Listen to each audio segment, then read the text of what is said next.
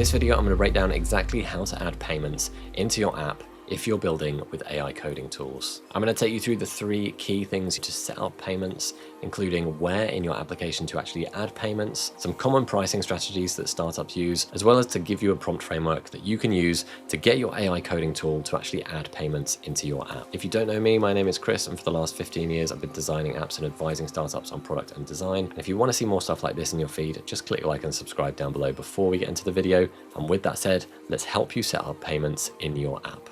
Build great products. Build great products. So let's break down step by step how to add payments to your app that you're building in an AI coding tool. And we're going to do this using Polar or Stripe.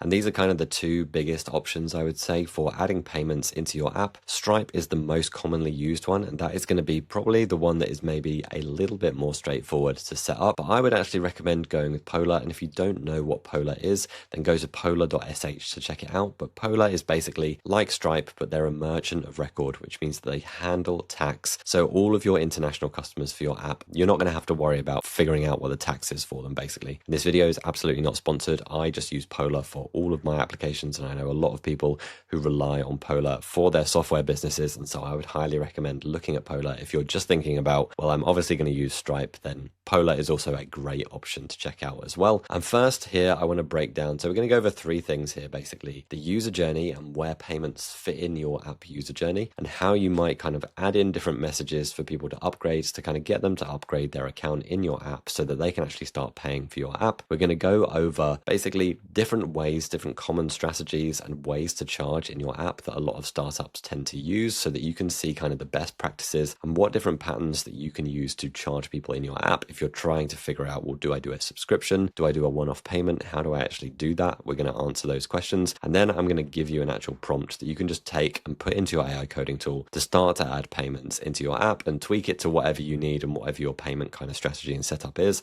And that will kind of like help kickstart the process for you going through adding payments to your app using an AI coding tool. So let's get stuck in with the user journey first. So the app user journey, and this is like a very simplified user journey for your app that you might already have if you've tried building apps with AI already. Basically, the rough kind of setup for a web application, and please do bear in mind this is for web applications primarily. For mobile apps, you're going to want to look into using something like Revenue Cap for your payments, although the actual kind of principles is pretty much the same. So your app user journey is basically a landing page, which is the website that you go to sign up. Your login and sign up screen, which is the page after you say get started or sign up, and that will take you to a screen where you connect your account, connect your Gmail account, whatever way of kind of signing up. That's called authentication. And then once you've signed up for the app, you then get into the app. You get into the app dashboard. And if you've built an app and you've not really thought about payments before, this is probably like the initial setup that you have if you're just using Lovable, or maybe even just building a simple app with a few of these kind of elements connected together, like authentication, database, that sort of stuff. You have a website, a landing page, you have a login and a sign up screen, and then you have your app dashboard and your app functionality. So where does payments actually fit into this? How do you add payments in? Well, there are a couple places that you want to add payments into the user journey for your app. So previously, you just had your login and sign up screen both going through into your app dashboard. If you log in, if you sign up, you go through to the same place. We want to do it slightly differently when we add payments. So I would recommend adding in the payment step in between the sign up and the app dashboard. So before you give users access to your app, you want to ask them if they want to upgrade their account. This is because a lot of people will be convinced of your app already from the landing page, and they're going to just want to sign up straight away and then not have to worry about that kind of doing that later or not being able to access the features. And some of them will just want to get access to those paid features anyway if you're doing kind of a paid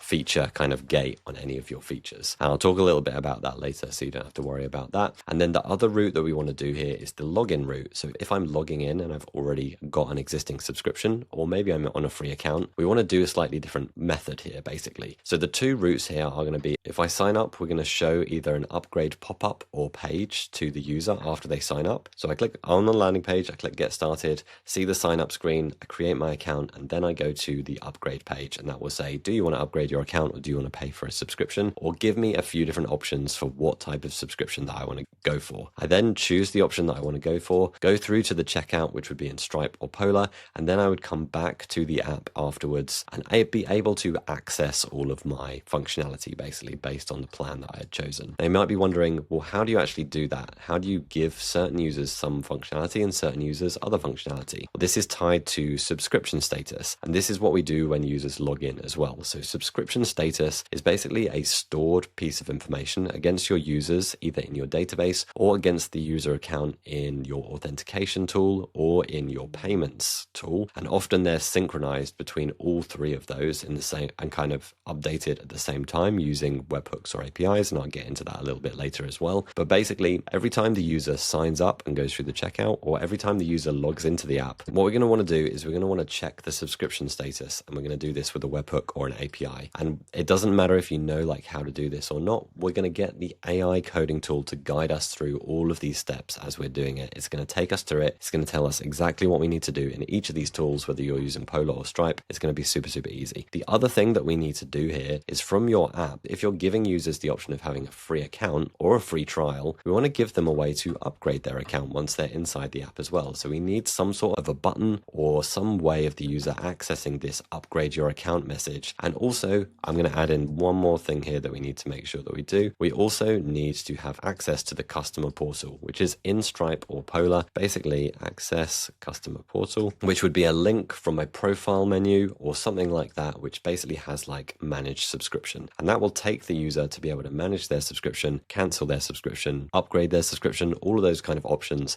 And that is all done in Stripe and Polar. So that is our updated user journey with payments. So let's get into payment strategies, pricing strategies, what things do what, and how do we actually set this up? Well, there's a few things going on here. So what things do what? The checkout basically accepts the payment. That will be using the Polar or the Stripe checkout. You don't have to build any of this. We basically just send the user to those specific pages to complete those actions and then come back to our app once they've paid through those checkouts. You then have the API, which is basically sending information between the database and the authentication layer in your app. So if a user pays for a subscription in Polar or in Stripe, we want to update their subscription status in our database or with our authentication provider, which would then allow us to kind of keep track of that data of how many users have active subscriptions. And then there's the webhook element of this as well, which basically checks the subscription status. So that is a way of us basically asking Polar or asking Stripe every time the user logs in or after they've completed the checkout,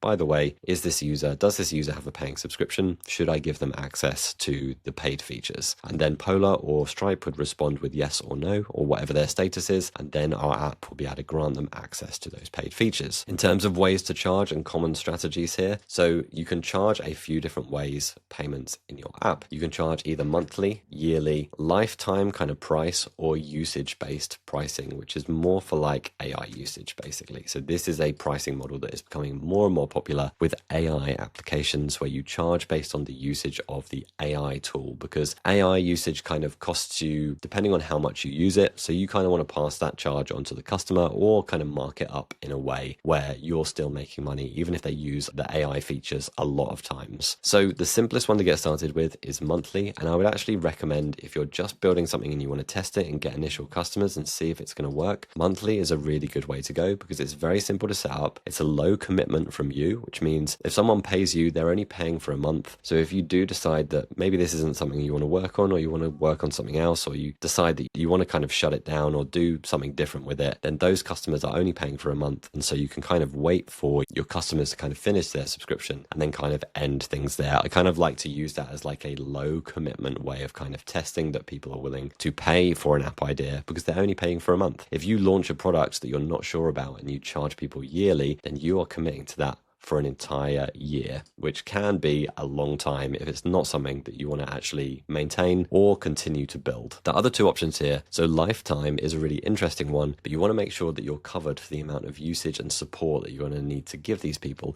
A lot of people launch lifetime product kind of deals where they will do a lifetime price launch, and that first kind of launch will be one price to kind of have lifetime access and support. But again, that can come with a long-term commitment. So if you're not not willing to commit to that to the long term, I wouldn't recommend going down that option. But if you do kind of have validation that it's a good product idea already and you want to go down that route and continue developing that product, it can be a really, really good way to get really committed initial customers who are paying you a lot up front to then continue to kind of fund your development of the application that you're building as well. And then usage-based is a little bit more tricky to set up, and I would recommend going with Polar if you're going to set up usage-based pricing. It is just a little bit easier to set up usage-based pricing in Polar, but basically figure out what the AI functionality for your product is and kind of do some rough calculations around token usage, credit usage. You can kind of approximate tokens to credits, or you can use like a made-up credit system in your app where you give users like 100 credits and it costs like 1 credit to do a certain action or 2 credits to do a different action, depending on the cost of AI to you. So you can kind of calculate that based on what you want to do in the app. And then some common strategies that people use for pricing in applications are really like 2 kind of key pricing strategies. And then also just a recommendation on the third one from me is basically people will either go with like a free trial and then a paid option after that. And often that free trial can be on a higher priced plan if you're doing multiple priced plans. And then the second one would be gating the features in your app so that paid customers get access to a few extra features and free customers can like still use your app basically. There are some reasons why I would choose one over the other. So if you're thinking about, do I do a free trial or do I just like have certain features that I keep as paid features? Well, a good reason to do a free trial is if you're building an app where the user really needs to be able to use all the features to be able to get the full benefit from it. That is a good way to do a free trial because you're giving them basically a teaser of like the full power, the full capability of your app. And if that's going to be the only way for them to actually get the outcome or the transformation that they want, then a free trial is a really great place to start to kind of get them started on that journey and then get them into the paid account when they start to see a couple of results. And you can tailor the trial length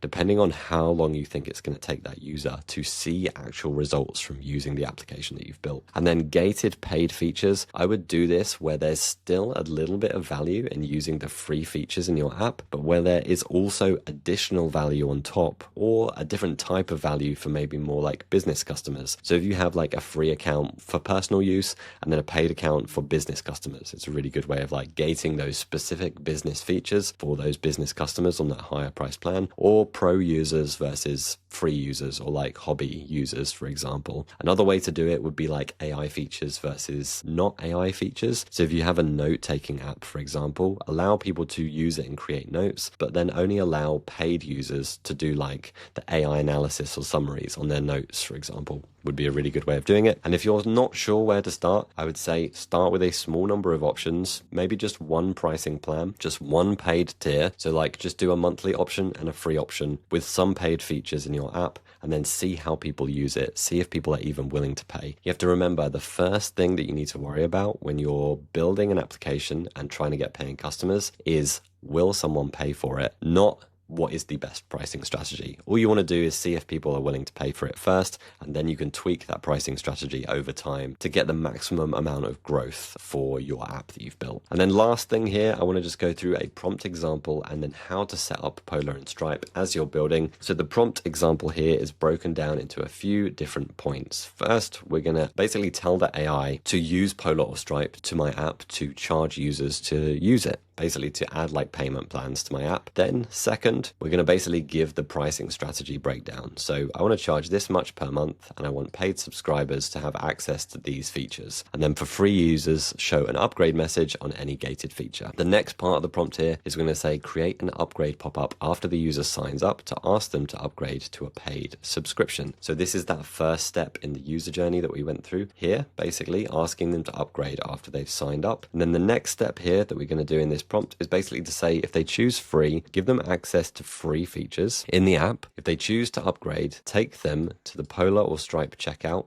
and then bring them back to the app after completing the checkout. And that is this step here, where we're basically going through the checkout and then bringing them back to the app, store their subscription status in my database, and allow access to gated features by checking their subscription status when they turn to the app. So we're saying to check their subscription status when they return to the app. And then the other thing we want to do last here is just to cover in the login use case. And I'm actually going to add an extra bit on here as well that I forgot to add. So every time a user logs into their account, check their subscription status and allow them access to paid features if they have a paid account. And then the last thing we're going to say here is add subscription management link in the profile menu in the app, linking to the customer portal on Polar or Stripe for the user to manage their subscription. And that is the prompt that you need to use to get payments set up in your app. It covers all of the things that we've talked about in that very simple kind of user journey where we're adding the payments and the upgrade options into that journey. And then in Polar or Stripe, now AI will guide you through this step by step. So you don't need me to tell you what these points are in detail. Just get AI to explain it to you as you're setting this stuff up. Chances are, if you're using Claude Code or something like that, it's going to take you step by step through how to set this up anyway. But basically, create a sandbox account with Stripe or Polar, create an access token or an API key, create your products and your checkout in Stripe or Polar, and then create a webhook following the instructions from the AI. That is basically everything that you need to do to get payments set up in your app,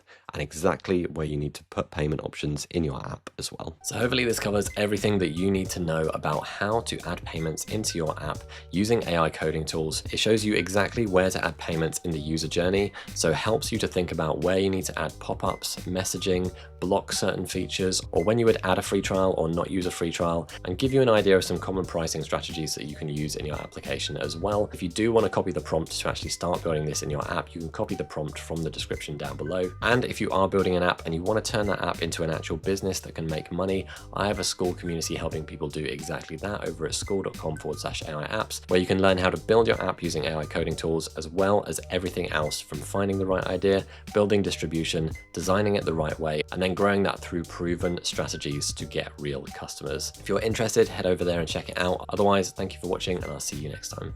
Build great product. Build great product.